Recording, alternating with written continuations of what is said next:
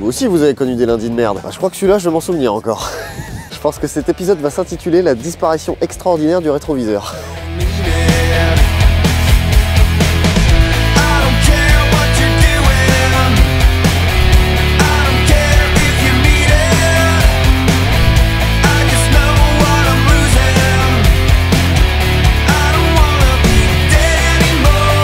Mais avant de vous conter ce magnifique conte de fées, laissez-moi quand même vous présenter la beauté qu'on a avec nous aujourd'hui. Mes petits boomers, voici la toute première Chevrolet Camaro. Ce qui est plutôt cool, c'est que je vous ai présenté la 6e génération tout récemment. Bah finalement, c'est un retour aux sources. Alors de base, moi je suis plutôt Mustang, mais je vous avouerai que là, je suis pas mal convaincu. Alors pourquoi je vous dis ça? Eh bien tout simplement parce que la toute première Mustang est apparue en 1964. Oui, rappelez-vous, parce qu'à l'époque, quand Ford a sorti la Mustang, Chevrolet, ils n'étaient pas très convaincus par le projet. Et toujours 4 mois après la sortie de la Mustang et 100 000 exemplaires vendus. Bon, bah du coup on va faire une voiture.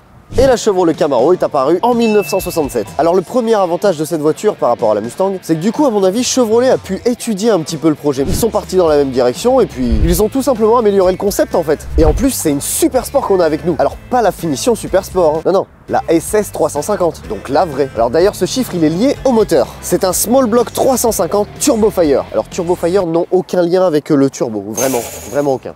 Nous avons donc un V8 5 litres 7 de 299 chevaux. Enfin ça c'est la puissance de base, mais avec le changement de carbu et la ligne complète, nous avons environ 350 chevaux et 550 Nm de couple. Bon, je pense que vous le savez tous, mais les américaines et surtout les anciennes ont un petit défaut par ici. Ouais, bah on va dire que ça a tendance un petit peu à chasser des fesses, hein. Et c'est vrai que la tenue de route n'est pas des plus sereines, on va dire. Mais, de 1, bah moi j'aime bien quand les voitures elles sont pas très rassurantes parce que ça donne un peu ce côté, voilà tu me conduis mais fais gaffe à ton cul.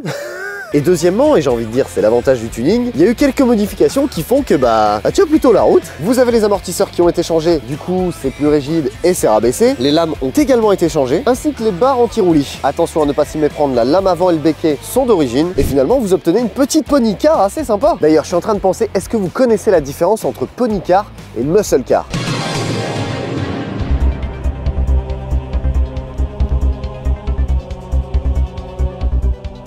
Eh bien la différence c'est au niveau du moteur. Les pony cars c'est avec des small blocks et les muscle cars c'est avec des big blocks. Mais Mathias, quelle est la différence entre un small block et un big block? Non alors par contre je vais couper court. Alors je pourrais vous expliquer, mais je pense que les 3/4 d'entre vous je vais vous perdre là. Bon déjà dites-vous que si en soirée vous sortez la différence entre pony car et muscle car, vous avez tout gagné. Pour revenir sur cet intérieur, et ben pas mal du tout. Parce qu'en fait toutes les surfaces sont recouvertes de moquette ou de cuir. Encore une fois c'est une ancienne donc il n'y a pas 5000 boutons. Le strict minimum est là et c'est ça qui est trop cool. Également très appréciable dans une ancienne, les 3 manomètres pour la température moteur, le voltage de la batterie et la température de l'huile. À l'époque ça c'était en option, donc elle a l'option ceinture.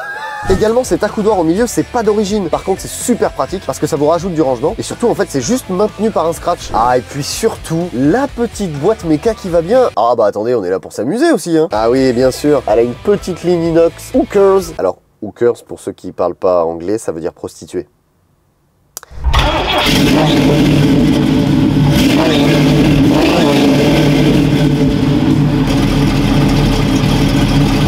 Alors, pour faire simple, en fait, il y a une histoire sans vraiment d'histoire. Quand je vous dis que c'est un lundi pas ouf, j'ai pas dormi. Je devais tourner avec une autre voiture aujourd'hui, mais ça a été annulé la veille. Donc là, il a fallu que je retrouve une voiture. J'ai eu du cul. Merci American Coffee Garage de m'avoir sorti de la mouise. Donc là, je me dis, bon, la journée commence à aller mieux. Même si je suis en appro total sur cet épisode parce que j'ai rien écrit.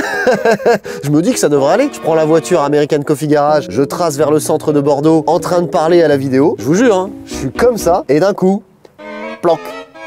Je regarde le rétro, plus de rétro, je regarde la route. Je regarde le rétro, je regarde la route, je regarde le rétro, je regarde le rétro intérieur, et là, sur la route, et là, je me dis, ah, je suis sur la nationale, je vais pas m'arrêter pour le récupérer.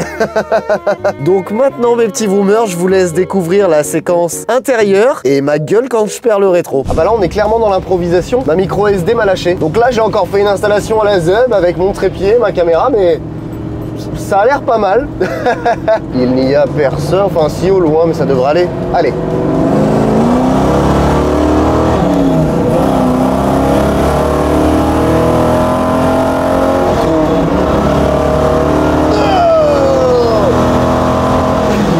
toute façon, dès que t'as une américaine dans les mains, t'es obligé de faire cette gueule. Oh. En plus, cette Camaro, elle a tellement reçu de modifications que finalement, tu vois, tous les défauts qui étaient liés de base à sa conception et à son année de conception même ont été corrigés. T'as un mood à l'ancienne trop stylé et genre qui mine de rien, bah, tient la route, est agréable à conduire. Oh. Mais non. Mais non. Frère. Mais non.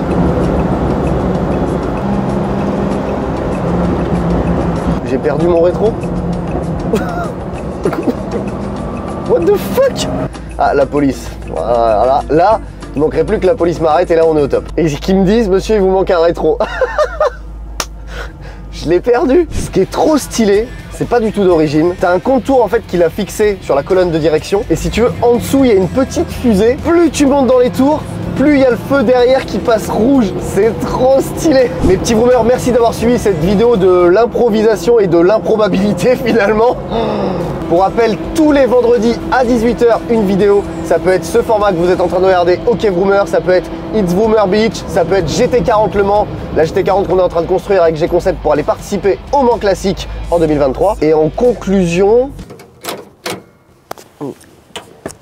à tous les coups, vu que j'ai fermé, il doit y avoir un petit bug. Oh. Bah vous savez quoi, ce sera la conclusion de cette vidéo. Parce qu'à un moment, il faut montrer la réalité des voitures aussi. Vous savez, moi personnellement, je ne pense pas qu'il y ait de bonnes ou de mauvaises situations. Je pense que si je devais résumer ma vie, c'est d'abord des rencontres. Des gens qui m'ont parfois tendu la main à un moment où je ne pouvais pas, où j'étais seul chez moi. Et c'est assez curieux de se dire que le hasard forge à dessiner, parce que quand on a le goût de la chose bien faite, on ne trouve pas l'interlocuteur, je dirais le miroir pour vous aider. Alors bien évidemment, ce n'est pas mon cas aujourd'hui parce que je chante la vie, je danse la vie, je ne suis qu'amour. Et finalement, quand beaucoup de personnes me demandent mais comment fais-tu pour avoir cette humanité?